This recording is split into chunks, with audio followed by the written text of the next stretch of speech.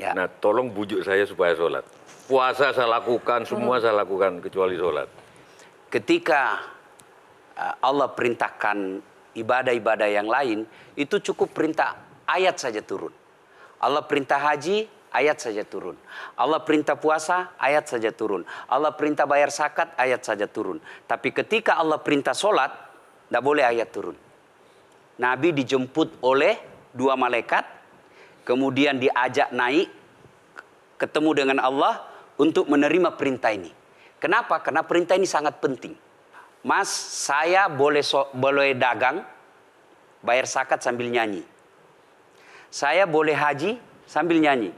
Tawaf, labbaik Allahumma labbaik, labbaik la syarika lak labbaik. Boleh. Ya, saya bayar zakat boleh sambil nyanyi. Begadang jangan begadang. Kenapa? Sholat tak boleh. Allahu Akbar. Darah muda, darahnya pada batal sholat saya. Kenapa? Inilah puncak penghambaan kepada Allah. Jadi puncak penghambaan kalau saya meraku hamba, sholat. Yang paling mulia dalam tubuh kita, kepala. Adik-adik bercanda dipukul pantatmu masih senyum. Dorong dadamu masih senyum. Tapi jangan bercanda pukul kepalamu. Tak, kau pukul kepala saya pasti saya marah. Kenapa? Harga diri di sini. Tapi ketika kita sholat, anggota tubuh yang paling mulia, kepala, rendahkan seperti kakimu. Kita akan masuk ke next box. Ini penting. Kalau saya sudah mulai ini. Oke. Ya, karena kalau ketika saya mau sholat, saya melihat banyak koruptor sholat. Ya. Saya melihat banyak orang sholat yang kalau saya ajak ngomong main HP, nggak punya adab. Yang paling enak memang sholat tidak korupsi. Yang paling nyaman memang, paling ideal sholat jujur.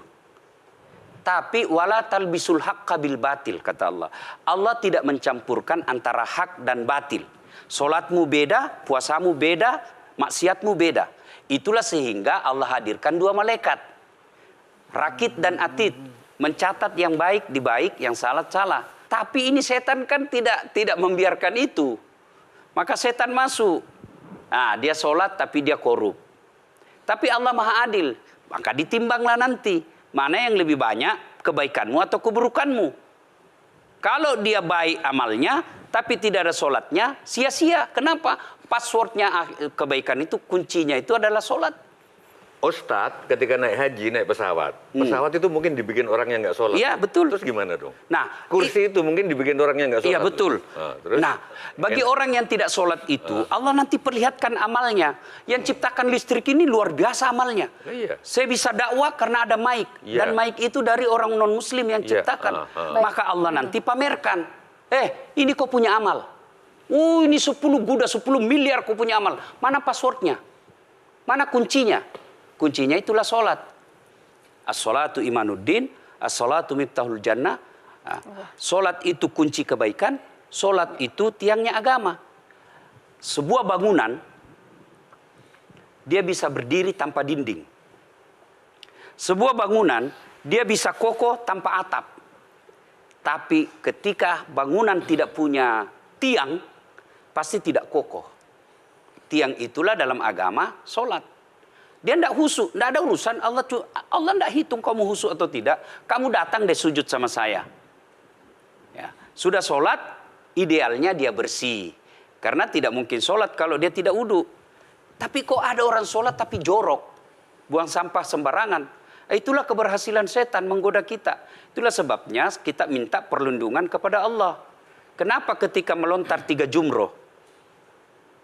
Orang haji kan melempar 3 jumroh. 1 tiang, 7 batu.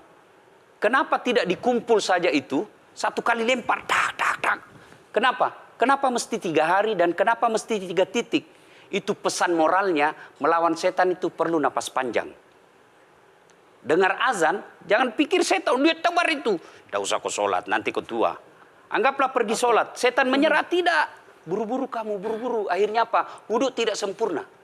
Anggaplah Anda wudhu dengan sempurna. Setan menyerah, tidak. Masuk masjid. Tidak usah sholat sunnah, tidak usah sholat sunnah.